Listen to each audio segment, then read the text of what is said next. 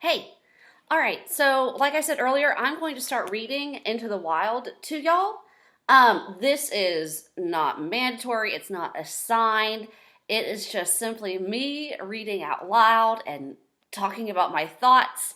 And if you want to join in on the conversation and comment below, you're welcome to share and remind what you think. I think y'all are going to like it. If you really decide you hate this, tell me, and I will figure out something else. Okay? So, when we come back to school, we're actually going to be reading John Krakauer's article about this. It's called Death of an Innocent. And that article was so popular that it pretty much launched his career. Okay, so I'm going to read to you, just tease this a little bit. In April 1992, a young man from a well-to-do family hitchhiked to Alaska and walked alone into the wilderness north of Mount McKinley.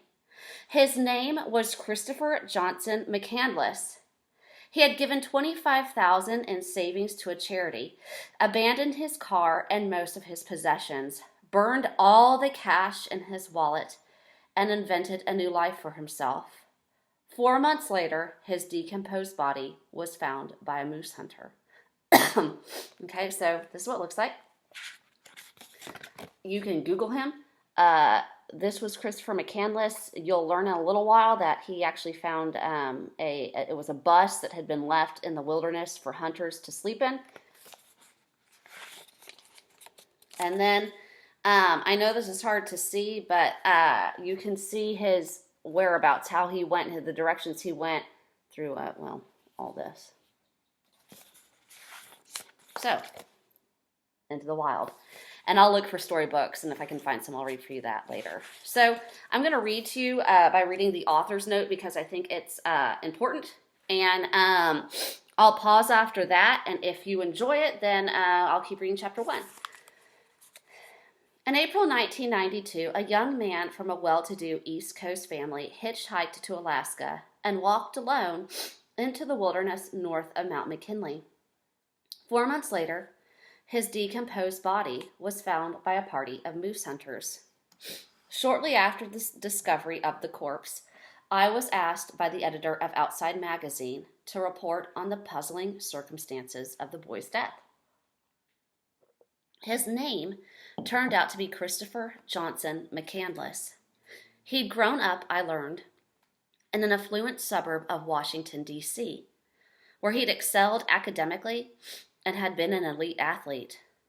Immediately after graduating with honors from Emory University in the summer of 1990, McCandless dropped out of sight.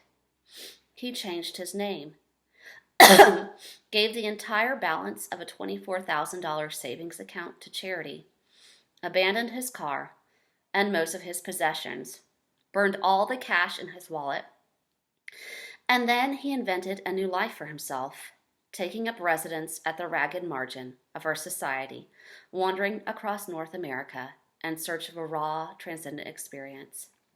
His family had no idea where he was or what had become of him until his remains turned up in Alaska. Working on a tight deadline, I wrote a 9,000-word article which ran in the January 1993 issue of the magazine. But my fascination with McCandless remained long after the issue of Outside was replaced by the newsstands of our more current journalistic fare. I was haunted by the particulars of the boy's starvation and by vague, unsettling parallels between events in his life and those in my own. Unwilling to let McCandless go, I spent more than a year retracing the convoluted path that led to his death in the Alaska taiga, chasing down details of his peregrinations and the interests that bordered on obsession. In trying to understand McCandless, I inevitably came to reflect on other larger subjects as well. The grip the wilderness has on the American imagination, the allure high-risk activities hold for young men of a certain mind, the complicated, highly charged bond that exists between fathers and sons, The result of his meandering inquiry in the book now before you. Okay, so this to me kind of establishes John Krakauer's purpose for wanting to research this more. So really he's looking at the grip that the wilderness has on young men. And then he examines the relationships between fathers and sons and how kind of complicated they can be. I won't claim to be an impartial biographer. Okay, so he's kind of an unreliable narrator.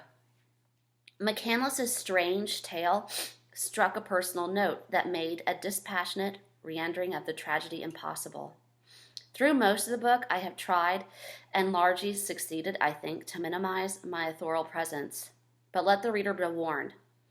I interrupt McCandless's story with fragments of a narrative drawn from my own youth. I do so in the hope that my experience will throw some oblique light on the enigma of Chris McCandless.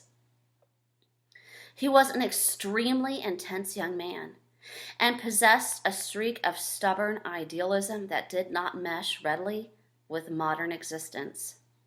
Long captivated by the writings of Leo Tolstoy, McCandless particularly admired how the great novelist had forsaken a life of wealth and privilege to wander among the destitute.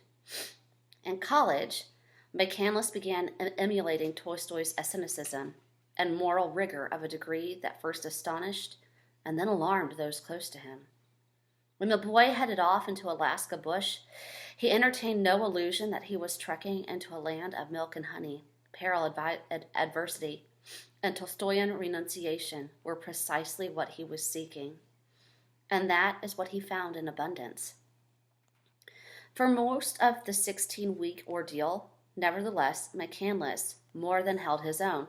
Okay, so he was there 16 weeks before hunters found his body.